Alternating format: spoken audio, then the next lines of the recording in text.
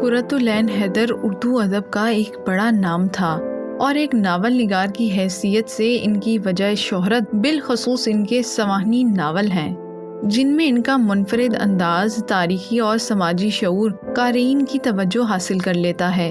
انہیں اہل علم و دانش ہی نہیں، پاک و ہند میں موجود ان کے قارئین بھی عینی آپا کے نام سے یاد کرتے ہیں۔ یہاں ہم ابوالکلام قاسمی کی ایک تحریر سے 2 پارے نقل کر رہے ہیں، جس میں وہ عینی آپا سے اپنی ملاقات کا ذکر کرتے ہوئے وہ باتیں رقم کرتے ہیں جو ان کی یادوں میں محفوظ ہیں۔ قاسمی صاحب لکھتے ہیں، ایک بار دردانہ نے انہیں کھانے پر اپنے گھر مدعو کیا۔ اس زمانے میں ہمارا گھر محض 2 چھوٹے چھوٹے کمروں اور ایک ناکافی براندے پر مشتمل تھا۔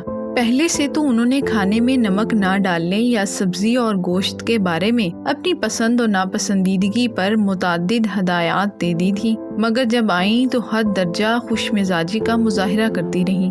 دروازے کی چوکھٹ، کمروں کے دروازوں اور ریفریجریٹر وغیرہ پر جو آیتیں اور دعائیں لگائی گئی تھیں، ان کو پڑھتی اور مجھ سے ان کے معنی دریافت کرتی رہیں۔ ویسے ان آیتوں اور دعاؤں کا ہلکا سا مفہوم ان پر پہلی نظر میں واضح بھی لگتا تھا۔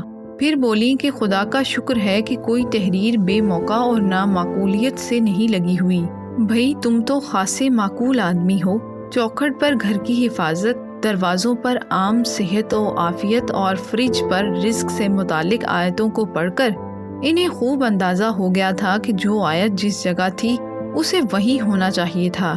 وہ معمولی باتوں سے انسان کے معمولات اور رویوں کے بارے میں گہرائی سے رائے قائم کیا کرتی تھی۔ ابوالکلام قاسمی نے ایک قصہ یوں رقم کیا، ایک بار مجھے عینی آپا کے ساتھ یونیورسٹی کے رجسٹرار آفس جانے کا اتفاق ہوا۔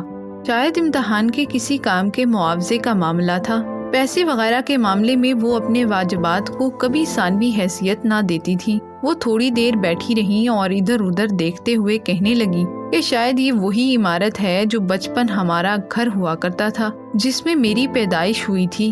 تحقیق کرنے پر معلوم ہوا کہ 20ویں صدی کی تیسری دہائی میں یونیورسٹی کے پہلے رجسٹرار کی کوٹھی سچ مچ وہی تھی جس میں کئی سال تک یونیورسٹی کے پہلے رجسٹرار سجاد حیدر یلدھرم قیام پذیر رہ چکے تھے۔ وہ اکثر کہا کرتی تھی کہ میرا حافظہ یوں تو بہت اچھا نہیں، مگر جیسا بھی ہے فوٹوجینک ہے، یعنی ان کی یادیں تصویری شکلوں میں ان کے حافظے میں محفوظ رہا کرتی تھی۔ یادوں کی بازگشت کے اس عمل کی انوکھی کارفرمائی ان کی تحریروں میں جگہ جگہ بخوبی دیکھی جا سکتی ہے۔